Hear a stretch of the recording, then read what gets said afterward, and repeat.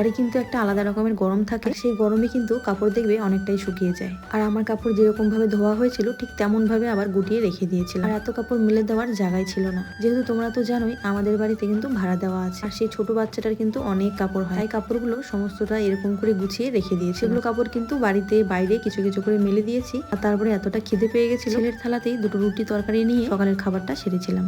আর ছেলের দিকে বসে বসে মোবাইল দেখছে, কারণ কি আজকে শাশুড়ি মা মোবাইলটা নিয়ে যেতে ভুলেই গেছে। আমি যতক্ষণ বাইরে কাজগুলো করছিলাম ততক্ষণ ছিল সাইকেল নিয়ে অনবরত রাস্তার মধ্যেই ঘোরাঘুরি করছিল। আর বাইরে যে পরিমাণ বৃষ্টি পড়ছিল শরীর কিন্তু একেবারে ভিজে যাচ্ছিল, তাই ওকে ডেকে নিয়ে এসেছিলাম তো ঠিকই বাড়িতে, তবে ওকে মোবাইলটা দিয়ে বসিয়ে রেখেছি।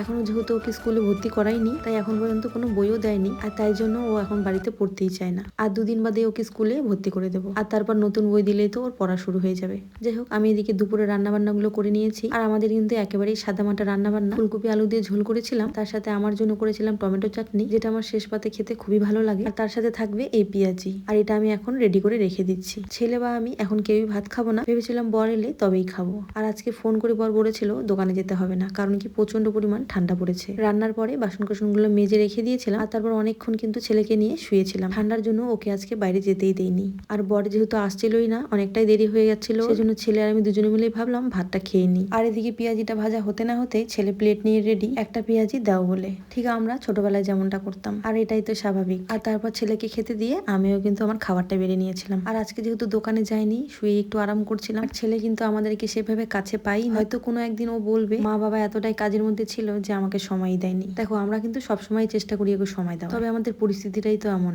দুজনকেই কাজ করতেই হবে। তবে সারাদিন কিন্তু আমি বাড়িতেই থাকি, শুধুমাত্র সন্ধ্যাবেলার টাইমটাই কিন্তু আমি ওর সাথে থাকি না। আর এটাও কিন্তু একেবারে সত্যি, হাজার ব্যস্ততার মাঝেও সন্তানদেরকে সময় দেওয়া অবশ্যই উচিত। আর আমি এই জিনিসটা সবসময় মাথায় রেখেই চলি। যাই হোক, আজ যেহেতু 30শে ডিসেম্বর, কাল 31শে ডিসেম্বর, জন্য ভাবছিলাম পিকনিক করবো, তাই দিদি জিজু বোন ওদের সাথেই কনফারেন্সে কথা বলছিলাম। চলো আজকের ব্লগটা তাহলে এখানেই শেষ করছি, দেখা হচ্ছে নেক্সট একটা ব্লগ। আর তোমরা ভালো থেকো, সুস্থ থেকো।